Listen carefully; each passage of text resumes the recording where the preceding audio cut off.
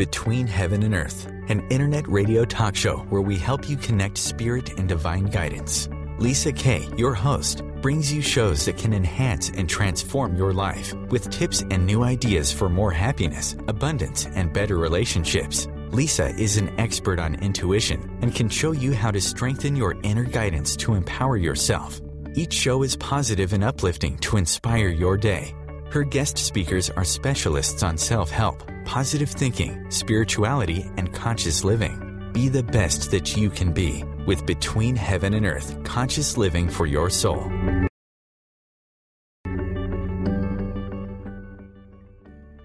And angel blessings to everyone. Welcome to Between Heaven and Earth. And I'm Lisa Kay, your host. And we bring you a show that is conscious living for your soul. So I'm so glad that you guys are out there listening. We are on the OMTimes radio network, and we are expanding. We are apparently podcasting all over the place on iTunes and SoundCloud and YouTube, so you can find us all over. And I've got the best of Between Heaven and Earth out there on SoundCloud, and picking some of the best shows that we've got. And so if you'd like to go listen to that, you can search for it on SoundCloud. Just search for Between Heaven and Earth, and probably if you did Between Heaven and Earth Lisa Kay, you'll find it. And what I love about their player is that you can listen to it on your phone, on your tablet, and if your phone happens to go to sleep, it keeps playing, which is really cool. I had a lot of people, I would just say they had an issue with playing some of the other shows because the phone would go to sleep and then no more radio shows. So we fixed that. So go to Between Heaven and Earth on SoundCloud, and we're there. So today, our show today is called The Benefits of Yoga. Now, yoga has been very popular for improving physical health. We all know about yoga, going out and doing the different postures and so on that you might have heard of. But real yoga comes from a philosophy called the Yoga Sutras, and that's been around for over 5,000 years. Real yoga has benefits for your mind, body, and spirit. And our guest today, Jennie Lee, has a book called True Yoga, Practicing with the Yoga Sutras for Happiness and Spiritual Fulfillment. And the book is an inspirational guide outlining how to overcome difficulties and create enduring happiness through these sutras. And whether you're challenged by work or health, relationships, or maybe even parenting, you're going to find tangible practices that will just illuminate your physical, material, and spiritual life. And that's what this book has to offer and what Jennie's bringing to us. So let me tell you a little bit about Jennie. Jennie Lee is a yoga therapist who has shared the healing benefits of classical yoga and meditation with thousands of clients over the past 17 years. By using the formula she writes about in True Yoga, she has helped people conquer paralyzing anxiety, depression, grief, post-traumatic stress, attention deficit issues, eating disorders, and even challenging relationships. An expert in the field of yoga therapy, Jennie approaches the complexity of yoga in an easy-to-understand way, noting that philosophy is useless if not applicable to life. And that's what we're all about here, is being able to apply these things to our life. And Jennie personally relies upon all that she writes about, faithfully living the principles of the Yoga Sutras to navigate times of trial and to remain happy regardless. Welcome, Jennie. I'm so excited that you're here. Hi, Lisa. I'm really happy to be here today. Yeah, yoga is, it's one of those things that everybody hears about, but I don't know if people really know what it is or, where it's come from. And I think people have some assumptions and concepts about it, but it's really great to have you here to kind of give us a perspective on the philosophical side. I always thought that the philosophy, the Eastern philosophy, where I believe yoga has come from, is really a wonderful set of practices that you can use in your life to enhance your life and be happier. So it's great to have you here with your book. So I wanted to, why don't you tell us a little bit about what yoga therapy is and how is it different from the yoga that we see people do in, like the gym? Sure. Um, so, yoga therapy is really just the application of the entire philosophy and practices of yoga to whatever someone might have going on. So, let's say you just lost a beloved parent or something and you're grieving. And you would step in to see a traditional psychotherapist. Well, you could also come to see a yoga therapist because there are many practices within the teachings of the Yoga Sutras that give us tools to manage our thought, to move through difficult emotional states, through breath work, um, physical practices that relieve stress. There's just a full gamut of practices that we can utilize when we're going through difficult things in our life. So when I work in a yoga therapy setting, it's usually one-on-one, although it can be done in group settings if there's a common issue that people are dealing with, such as grief or anxiety. But everyone's journey through those experiences is different. So how I might the practices that I might offer as suggestions that would be helpful to one person might be different than to another person, depending on, who they are, where they are at their stage of life, and what their physical capacities are, and what their spiritual beliefs are, and all of that. So it's a very individualized approach. What's the most common thing that somebody comes to you for? What do you see the most? My practice specifically, and yoga therapy has a wide range. Many yoga therapists focus on physical rehabilitation. So people come in with physical injuries, and they're looking to see what yoga has to offer to help that. The clients that I tend to see are ones who are struggling more in the depression, anxiety, stress, grief, that domain of things. Let's talk a little bit about stress is a good one.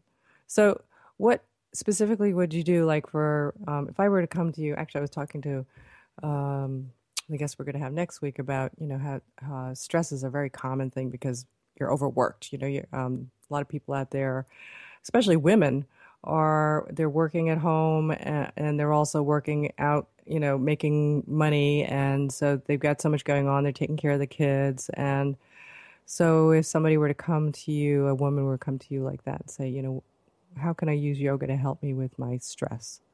Sure. Stress is a universal challenge in our culture today, for sure. And even the yoga therapists are not immune to it. I have my really? stressful days too. What do you do?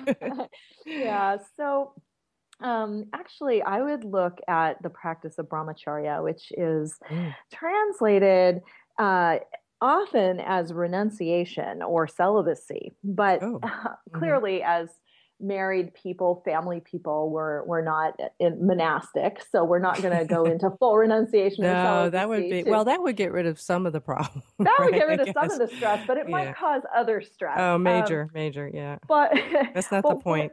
No. But that teaching, this practice actually has a much broader scope, and it really is about creating moderation and self-control. And so the way that correlates to stress is that when we have moderation, balance in our lives, we feel less stress. So it's really about looking at where our energy is going, how we're putting it out there into the world in all the many, many different ways that we do, and determining whether that's an effective application of our energy. Is that kind of like time management? Well, it's kind of like time management. I think of it more as energy management, because it's not always about how much time we spend on something. Okay. It's about how much energy is going that way. And certainly we know that if there's a drain, like a stressful relationship that's constantly causing us agitation, that even if we're not spending a lot of time with that person, it can really zap us. And that's really a big one, because I know I'm fortunate that I don't have to work in a company, but when I was working in corporate, you're always thrown together with all kinds of people that you have to work with, and obviously sometimes the situations are very stressful. It could be either what you're working on, or maybe situations at work, or it could also be the person that you're working with. And then you just, you can't get away from it. There are demands on you that it's like, that are difficult because, well, sometimes they're irritating because they're kind of crazy things that you have to do, and then you have to deal with people who are not so nice. So how would you use this Absolutely. practice? So, creating the ability to be even-minded, to have a steady mind is the Oh, yes. sort of a main tenet of the Yoga Sutras. They talk about these practices enabling us to quiet the fluctuations of the mind. And so what you're talking about, having these various difficult people come in and out of our environments, whether we're in a corporate situation or just daily living, I Mm-hmm, mean, sure. I coming mean, and they could be your going, neighbor. grocery store or your neighbor. Or Yeah. yeah, the grocery store is a Uh, good one. That's probably more common. yeah. So, That's my cart. we're constantly being triggered. And so how do we keep our minds in that state of peacefulness, calmness, non-reactivity? And that is such a big part of the Is that like practice. mindfulness? Yes and Yes and no. no. Yeah. Yes and no. Mindfulness is really being aware of what is happening. So we might catch ourselves in a state of stressful reactivity. And we can be mindful of it happening, but we can still continue on with it, and just sort of be aware of it. I think that the second step beyond mindfulness and that sort of catch awareness is, what are you going to do with it? How are you going to choose to react or not? How can you choose the highest, most loving, most peaceful? Especially when you're dealing with some people who they're not being loving and they're not being kind, and it's sort of like, well, why do I have to take this? Well, Right. we're going to go to break, and when we come back, we'll talk more about how to deal with these stressful situations. So hang in there with us. We'll be right back.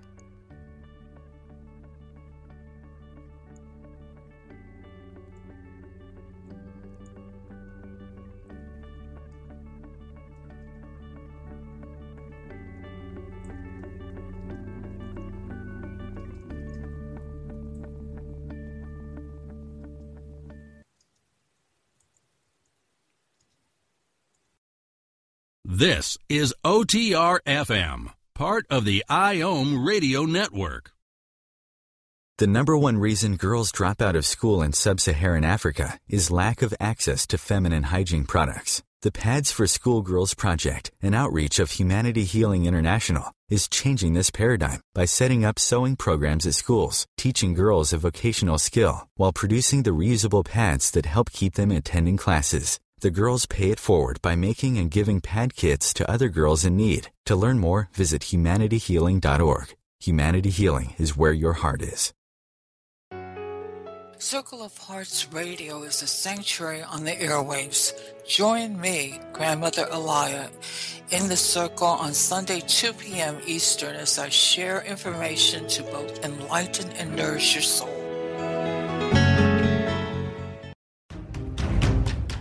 Do you want to be a better communicator? Do you want to better connect with the important people in your life? Do you want to enrich your relationships? If so, join me, Matthew Cooper, on the Positive Control System Show every Wednesday evening at 11 o'clock p.m. Eastern Standard Time on OMTimes Radio. I'll meet you there.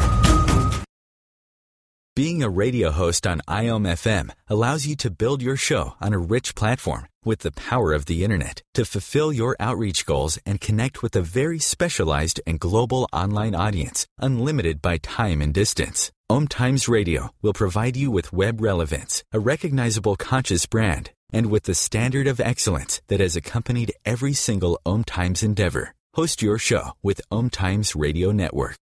You're listening to OTR FM, part of the IOM radio network.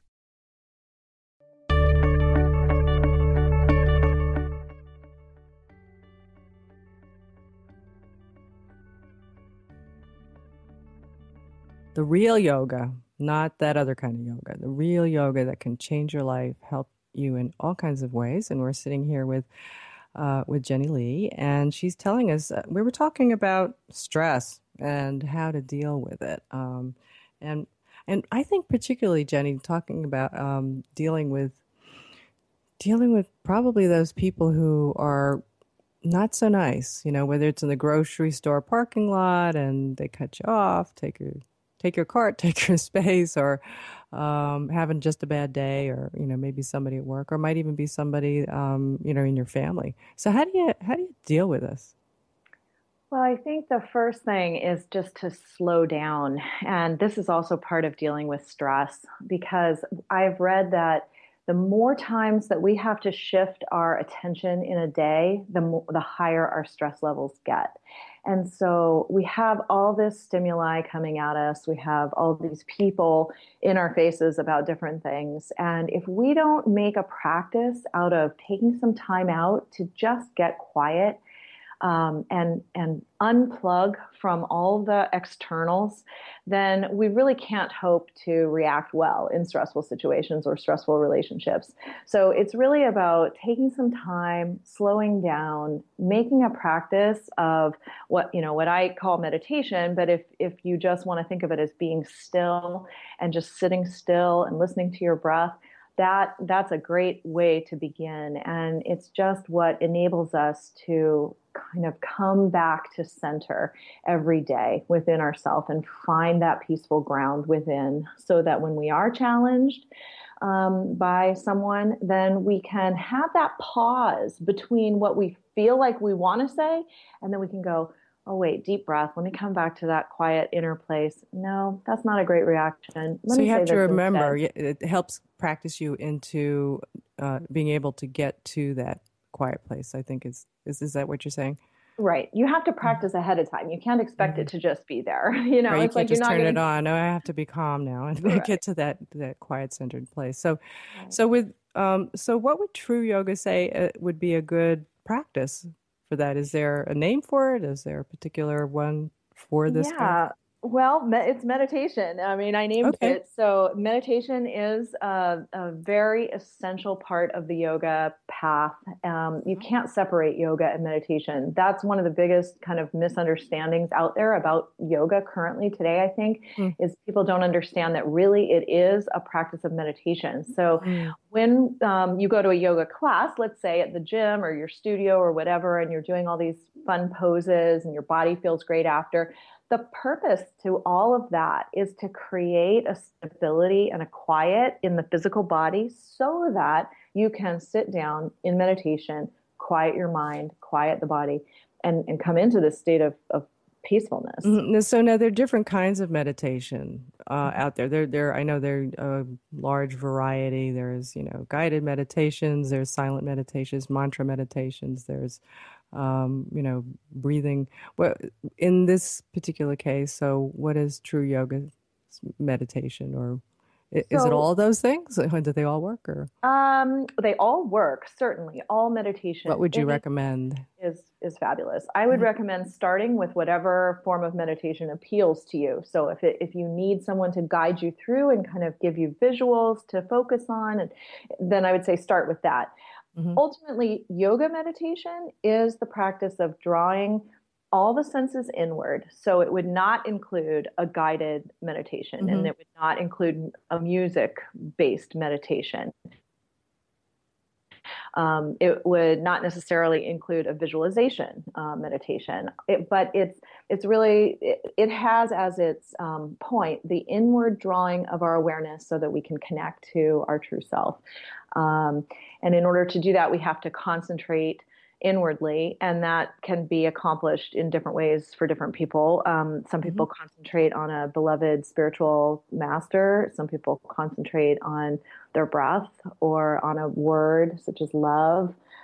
It really should be very simple and just something that you can direct the mind back to again and again until the mind becomes so quiet that even that one thought drops away. And then you're no longer concentrating on the technique that you chose, but you're in that state of meditation, which is that's your the key. stillness. Yeah, that's the key. Is those are the mantra and all that is, as you said, just kind of like a tool to get you there. Have you found people that have trouble with meditation, and if so, what do you do? Yes, everyone has trouble with meditation. It's not an easy practice. I mean, we're geared to be doers, goers out there, in Yeah. action. And but we are human beings. So of course we, as our true self, we are meant to also have the experience of what are we beyond all of these outer actions that we engage with. So, but it's a shift and it's difficult for people. So you can't have high expectations at first. If someone has never ever tried meditation, I'm not going to ask them to sit down for 30 minutes. I'm going to ask them to sit there for maybe 2 or 3 minutes and just see if they can keep their mind focused on their breathing. And that's just how you start. I mean, you wouldn't walk into the gym and pick up a 500-pound weight if you've never lifted weights before. You're going to pick up a 5-pound and start with that until you get some muscles go. Yeah. Yeah. So, is there a meditation that you could share with us? Sure, we can do one together right now. Yeah. Do we have a couple of minutes before the next break? We've got, let's see if I can count. We have about 6 minutes total. So if you can make it like 3, would be good. Yeah, let's do it. Okay. So listeners, just make your body as comfortable as possible. And if ideally you could be sitting up with a straight spine. But if you need to be in some other position, that's fine. Just relax. So relax the body and close your eyes and try to take your attention inward. So forget about anything that's happening around you or on the outside. And just tune in to the sensation of the breath moving in and out of your body, wherever that's happening. Your belly, maybe you sense it in the nose or the mouth or the chest.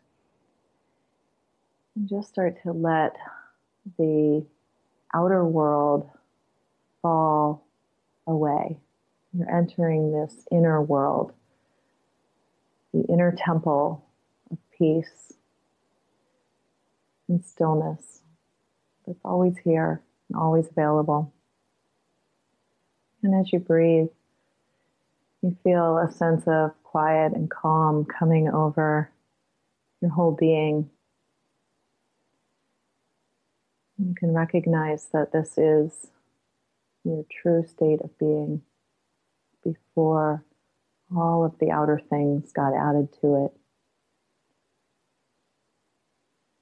And as you follow that gentle motion of the breath, the gift of life, you can remember that this inner temple of peace is always within you. It's easy to access as this momentary pause in your day, which you can take anytime by getting still and relaxed and turning your attention inward. And take a few more deep breaths here, appreciating the peace within.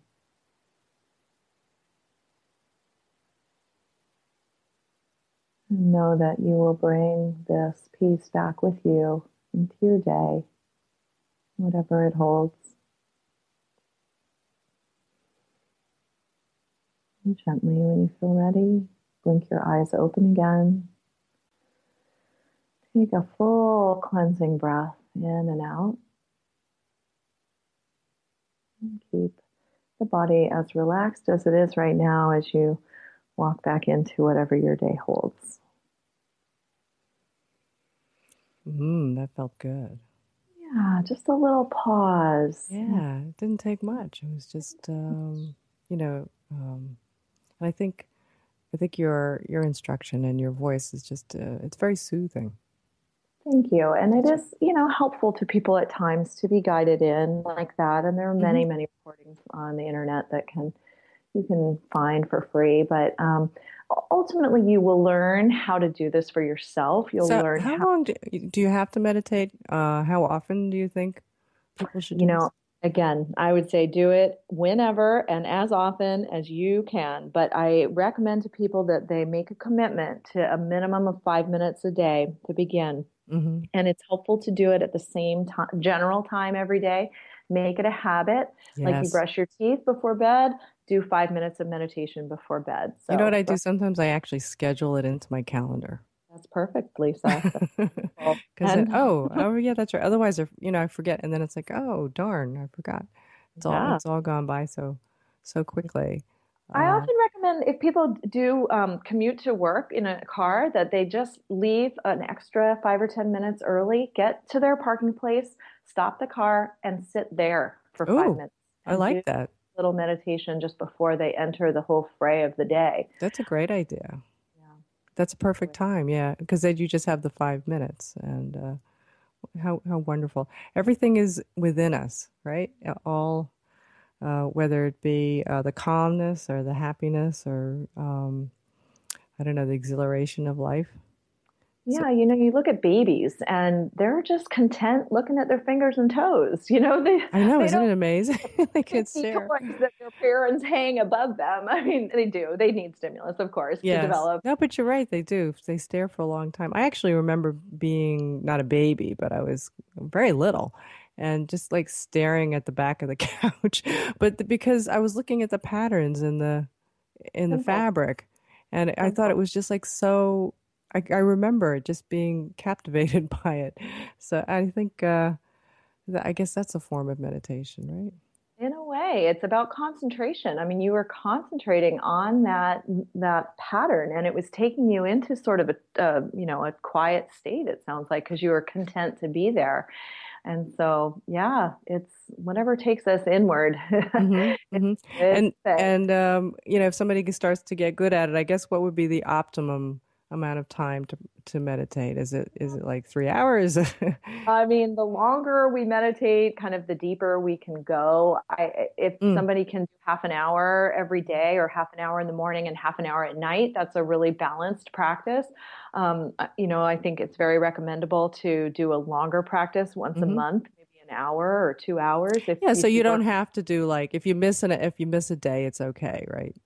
It is. I mean, there's no meditation police out there, but but I would say it is important to create a devoted practice that is consistent. Consistency in any pursuit, whether it's in business or sports. The way to do it. You have to practice.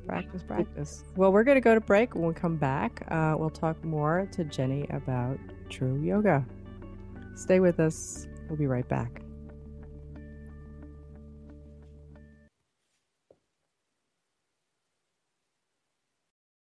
This is OTR-FM, part of the IOM radio network.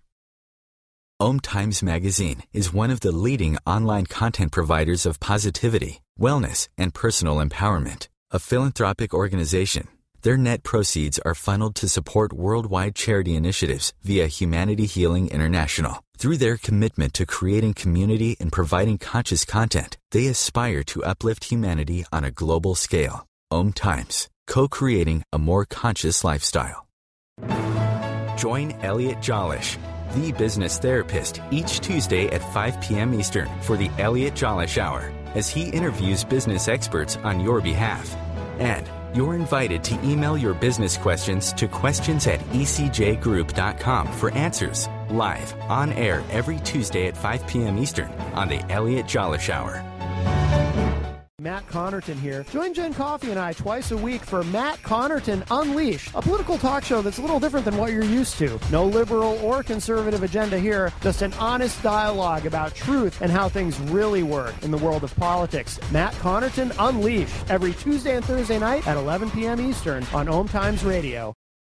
Being a radio host on IOM FM allows you to build your show on a rich platform with the power of the internet to fulfill your outreach goals and connect with a very specialized and global online audience, unlimited by time and distance. OMTimes Radio will provide you with web relevance, a recognizable conscious brand, and with the standard of excellence that has accompanied every single OMTimes endeavor. Host your show with OMTimes Radio Network. This is OTR-FM, part of the IOM radio network.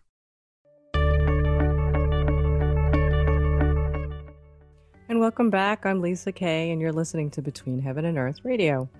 And we are at our half-hour mark, so I wanted to let everybody know where you can connect with Jennie Lee and get her book. So she's our guest today, and her website is Jennie Lee Yoga Therapy, and her name is spelled JennieLee,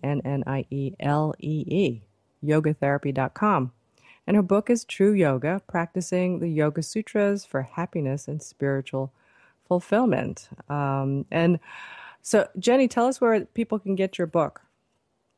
So the book is available on Amazon. It's also available in major bookstores such as Barnes & Noble, as well as various other independent bookstores around the country. You can also, if you're interested in getting a signed copy for someone, you can request that through my website, and I'd be happy to endorse that to a friend or yourself as a gift, and you can just do it that way. And Jennie also does yoga therapy coaching, and she does that over the phone or Skype, so it doesn't matter where you are. Jennie is out there and should I tell them where you are actually physically located? Sure. Hawaii? I'm physically in Hawaii. Yeah, so it's great. We could do this show with people all over the world. So you don't have to go to Hawaii. You can connect with her on the phone or Skype. And Jennie, can they go to your website to set something up with you? Yes, absolutely. Just connect with me through the website if you would like to do some one-on-one coaching using the beautiful practices of yoga to deal with any challenges going on in your life. And you I believe you have a retreat in Mexico coming up. I do. I have a tell wonderful us about that. yoga retreat. It's going to be it's a fantastic way to take a vacation and also learn some deeper practices of yoga. We'll be practicing yoga every day, twice a day, and studying some of what's in true yoga. And also just enjoying a beachfront 5-star ocean, gorgeous resort right on the beach. Oh, it's on a private peninsula. And I have one room left. So if it's filling up your fast, let me know soon. Yes, if you're listening, go over to JennieLeeYogaTherapy.com and check out the retreat if you're interested. She only has one spot left. So sign up. Wonderful. Well, I have some announcements for you guys. This weekend, I will be a keynote speaker at the Body, Mind, Spirit Expo in Chicago. So that's this Saturday at 1 p.m. on March 5th. And I'm giving a free talk called The 10 Key Secrets to Intuition. And I'm going to show you some great secrets about intuition that you can use every day to develop your own natural intuition. And I'm also going to give you a bonus. I won't tell you what it is unless you come, but that's going to give you boost your intuition even further. I've had some people actually listen to this talk and then write me later that they used their intuition on the way home and had immediate results. So that was really cool. So come and meet me at the expo. And also, if you come to the talk, you can enter your name to win a free intuitive session with me, which is a $200 value. And I'm also going to be at booth number 306 all weekend. So usually I just go out to talk and that's it, and I fly home. But this time I'm actually going to have a booth, so come on by, and I will have all kinds of goodies for discounted purchase if you come. It's going to be at the Midwest Conference Center in Northlake, Illinois, Northlake, Chicago. I'm not familiar with Chicago, so apparently I have to say Northlake with Chicago. And in general, this is what I teach, just to give you a little overview. I teach people how to make their intuition happen when they want, on what they want, and get detailed information. And you learn how to tell the difference between a real intuitive message and when you're making it up, which is more consistently and more reliably, and how to get control over your intuition so you can get messages, intuitive messages about what you want to know. I always felt that, getting an intuitive hit that, your friend was going to walk down the street is kind of nice, but it's not always as useful as, say, using your intuition to help you get some guidance in life. And I also teach people how to get more detail from their intuition. So if you'd like more information, you can sign up at my website. And if you join my list, you'll get free tips, usually about once a month. And you get a free ebook with 16 intuition exercises you can do at home. So just go to my website at lmk88.com. Those are my initials, lmk88.com. And I'm also on Facebook, Twitter, and Instagram, and the show is too. And we're out there on Facebook.com/Between Heaven and Earth. And if you have a question for us, you can post out there. I keep an eye on it while the show is going. And you can ask our guest, Jennie Lee, a question as we're talking. So I think that's it for announcements, Jennie. I wanted to get back to our conversation about how true yoga can help people with all kinds of things more than just, a physical issue. So we talked about stress and how meditation helped that. How do you deal with anxiety? Anxiety is often caused by this sense of overwhelm in our lives. And like stress, that is becoming more and more universally seen in our population. So one of the ways, we already talked about kind of slowing down, creating those pauses, using a practice of meditation to come back to your center of peace on a regular basis.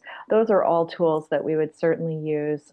Another tool that I would reach for with a client who is struggling with anxiety would be some very specific breathing practices. In yoga, these fall under the category of energy control practices. So we talked a little bit earlier about not only managing our time, but also managing our energy and how we're putting it out there, what we're spending it on.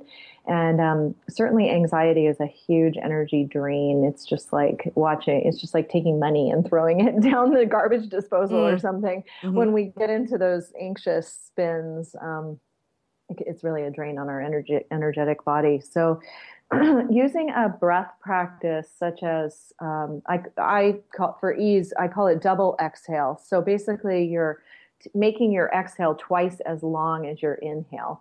And so by slowing the exhalation down, you're telling the parasympathetic nervous system that there is no cause for concern. When the parasympathetic nervous system senses danger, if you will. I mean, this is an old instinctual pattern in human beings. We were meant to respond to danger quickly. And so, but what has happened, and the reason why anxiety causes so much physical challenge is because the body is perceiving whatever it is that the mind is anxious about as actual danger that we have got to get out of in some way, shape, or form. Fight, flight, or freeze. Mm-hmm. And or freeze, I like that. Freeze, not always the greatest option if the tiger's there, but it's not too bad of an option if you're moving towards meditation. Just make sure you're breathing while you're freezing. Anyway, so using a breath practice like double exhale, where you're slowing the exhalation down, you're telling the parasympathetic nervous system to just relax, there's no danger, we can sort of reset our systems. I mean, this is not going to happen in the first session overnight or anything, but it takes time. It's a practice like anything else. And it's just an easy one to reach for, though. And one how that long would you do that for? Boy, I mean, is it just... does it take 5 hours minutes? or no, okay. So couple minutes. Couple minutes. Just lay down. And if you can, lay down. You don't have to lay down, but it's nice if you can. And just do that. You can also practice it before you're going to sleep at night, especially for people who have insomnia, or if you wake in the middle of the night and are having trouble getting back to sleep because maybe the mind is racing on things. I don't think we think about breathing. I think we just do it. Right. And I don't think we pay attention at all to our breath. And, right. That we're breathing shallow or, so it's interesting to have that as a solution. Yeah, it's a simple thing. It's right there with us all the time. We're breathing. So if we can just bring consciousness to it and use it to change our state of being, mentally, emotionally, and physically, it's very powerful. Okay, great. So that's would help. We've got stress, we've got anxiety. I had some questions in general. You hear these terms all the time, especially in, this genre, self-help or new age, if you want to call it that. Which is associated with yoga, things like karma and dharma, and or even seva is probably not one that's as common, but I know what that is. Could you tell us? I mean, I think there's a lot of controversy over what karma is. What's karma to you? Sure. And I love that term new age. And I'm wondering at what point are the new agers going to be old? And it's going to be old age. And so there will be a whole new movement. Old age was maybe back in Constantinople. When Jesus was just, he was new age back then, but that's old age. So yeah. Anyway, karma. Wow. So the teaching around karma from a yoga philosophy standpoint is that we do have multiple incarnations. So the concept of reincarnation is definitely a part of yoga philosophy, and that our souls journey through many different human lives in order to reawaken to their natural state as divine essence. Mm-hmm. And so as we're journeying through these various lifetimes, we're taking action in various ways. Some of that action is good and some of it's not so good. We all make mistakes. And so we're building both good and bad karma, because karma is simply a law of every action has a reaction. So if I throw a ball at a light and I hit the light breaks. And then the consequence is I have to pay for the light. And so there's a whole spectrum of how we're affected by this, but very simply, every action has a reaction, and that's not only contained within this one lifetime, but we are dealing with the karma now that we've created in past lifetimes. So, and this would really give a explanation for why people are born with certain challenges, and so. But it doesn't necessarily have to be, quote, good versus bad. I like what you said, that you use the word reaction. Yeah. That there is for every action, there's a reaction. It's physics. But I think we put value on what the actions and reactions are, right? So, I mean, who are we to know what the universe deems to be perhaps a proper reaction? Would you say that? Would you agree with that? Yeah, I mean, there's probably a lot of gray area. I think there are clearly actions that we could all agree from an ethical standpoint would be quote unquote bad, such as murdering someone. And other actions, feeding the poor or hungry, would be considered a good action. So, I mean, certainly there are very basic human values that we can attribute one end of the spectrum to. But yeah, there's a lot of gray area. I mean, let's say we break up with something. It's a long philosophy. Actually got me so enthralled in it, I didn't realize we're going to break. This is OTR FM, part of the IOM radio network. As difficult as it is to believe, there are places in Africa where human traffickers sell albino children and their body parts for use in magic rituals. Humanity Healing International is actively working in Uganda to change this paradigm. The Albino Rescue Project finds albino children who are at risk and places them in safe schools and environments where they can learn and grow free from fear. To learn more or to sponsor a child, visit humanityhealing.org. Humanity Healing is where your heart is. Hi, this is Sylvia Henderson, intuitive life coach and energy healer. Are you ready to elevate and rise way above your normal? Be sure to listen to my show, Intuitive Transformations, on OMTimes Radio, Sunday evenings at 9 p.m. Eastern. Get the inspiration you need to transform your life. Come on down. You're the next listener of the Joe Show's second annual Salute to Game Shows, Price is Right, Uncensored. A two-part series airing on Wednesday, March 9th and Wednesday, March the 16th. We will take you back all the way to September 4th, 1972, the first day Price is Right aired on CBS. The Joe Show speaks with longtime former producer Roger Dobkowitz, $1 Million Spectacular announcer Randy West, and longtime former Price is Right legendary host Bob Barker. So mark down Wednesday, March 9th and Wednesday, March 16th, 9 p.m. Eastern, OMTimes Radio on The Joe Show.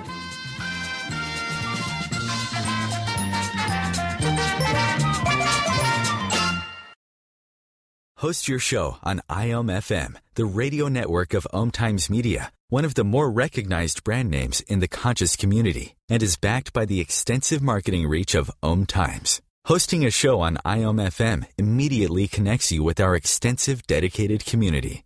You're listening to OTR FM, part of the IOM radio network.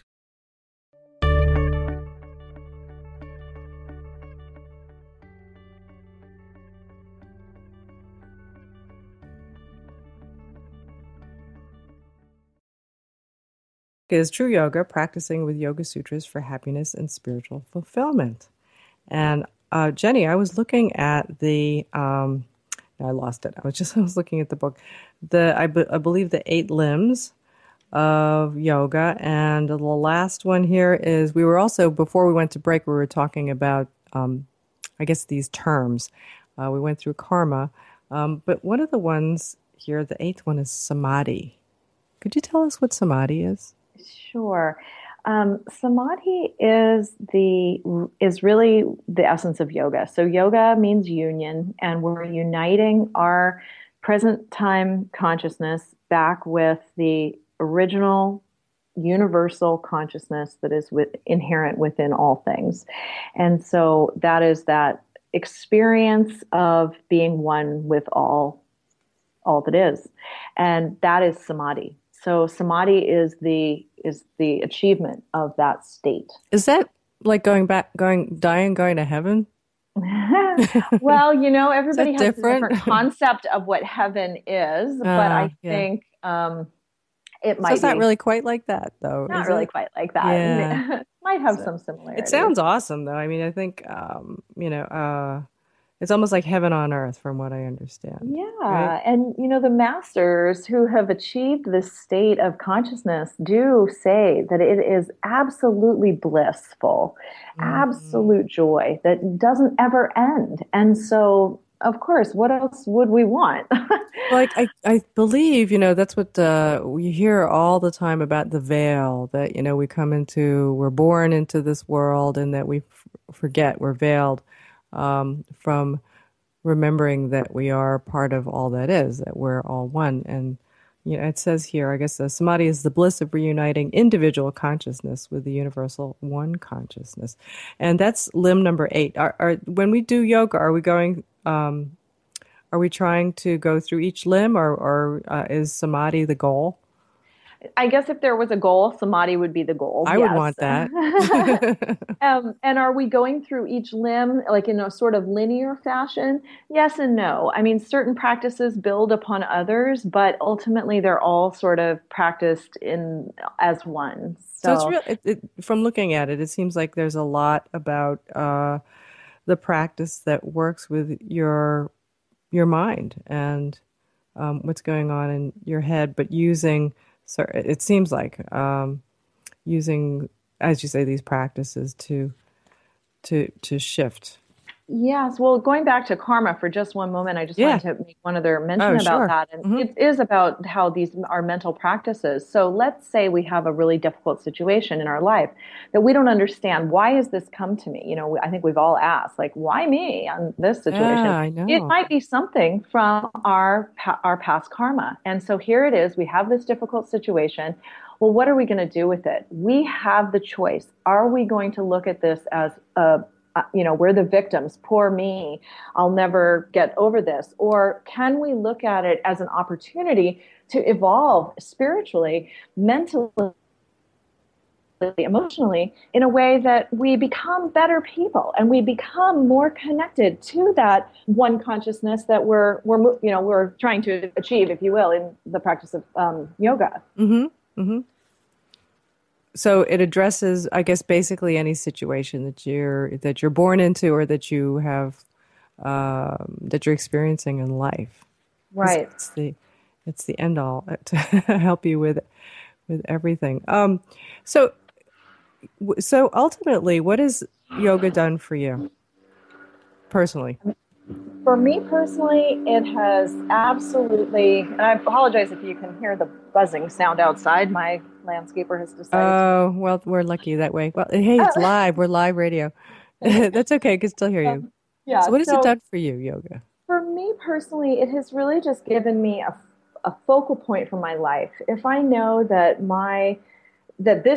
this state of being, which is samadhi, this beautiful blissful consciousness, is available, and if I can each day just approach these various practices of the 8 limbs in a systematic way, in a compassionate way, with whatever I can bring to them each day, then over time, I start to move closer to this state of blissful consciousness. And that to me is wonderful, because in the process of doing that, it's not just the end goal. Every day, it brings me more peace.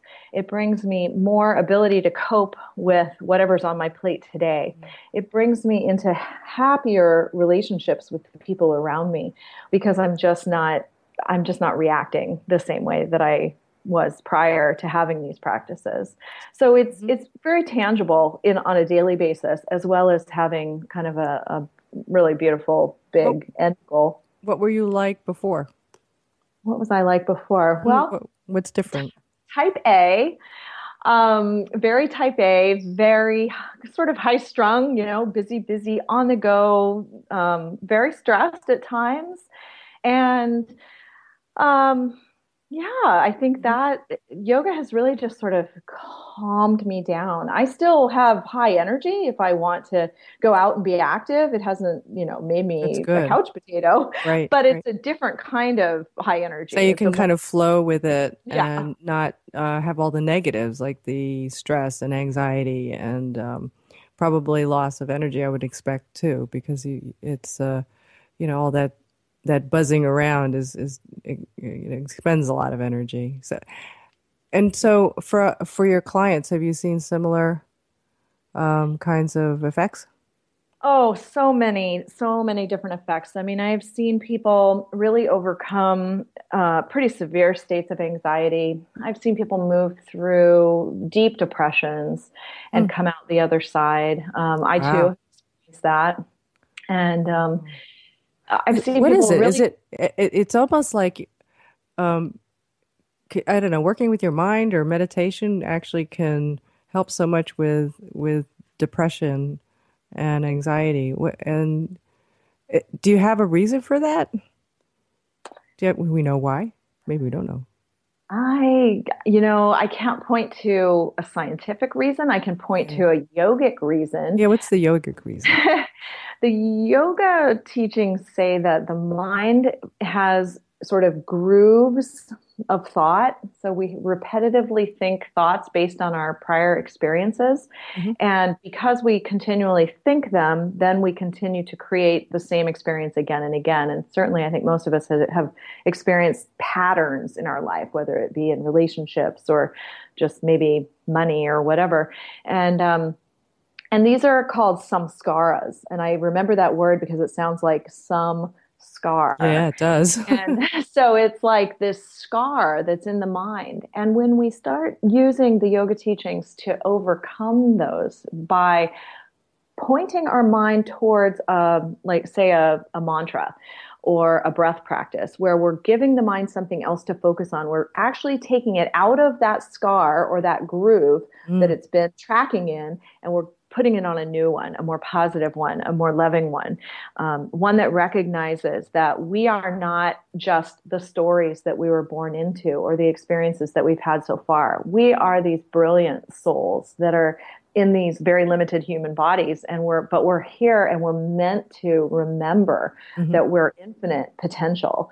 And it sounds like what happens is as you go through the practices, it puts you in more of a state of bliss, or you touch on that inner oneness. It may be fleeting, it might be getting close to it, but that's so much more pleasing and enjoyable for the mind than the grooves, the samskaras.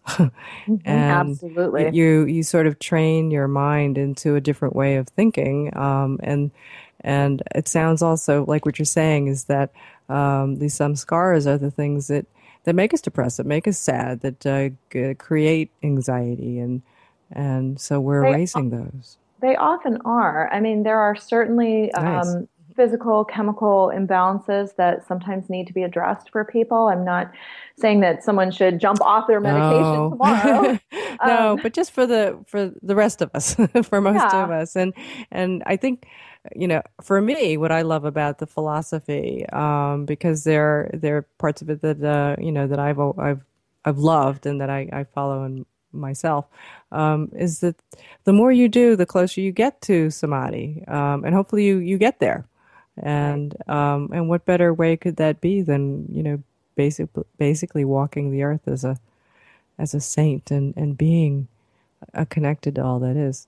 That's why I believe you're doing such a wonderful service to the world, Jennie.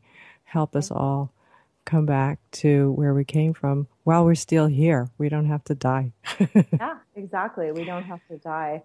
You mentioned service and the concept of seva, and that also is a beautiful practice, yoga practice of taking us out of those all-consuming mind states that really weigh us down. That would be a great topic for another show, because we're actually at the end of this one. I would love to talk about that because I actually had it on my list, but I didn't get to it. So you need to come back so we can talk about it. I'd love to. Thank you. Well, thank you so much for being on the show. Wow, gosh, this is awesome. I mean, it's just actually one of my favorite topics, is turning within and becoming all that you can be. True Yoga with Jennie Lee. Go out there and buy it. So thank you, Jennie, for being here. Thank you, Lisa. Have a great day. Okay, you too. So you've been listening to Between Heaven and Earth, Conscious Living for Your Soul. And tune in next time right here on OMTimes Radio. We're here every Wednesday at 4. Angel blessings to everyone. Bye.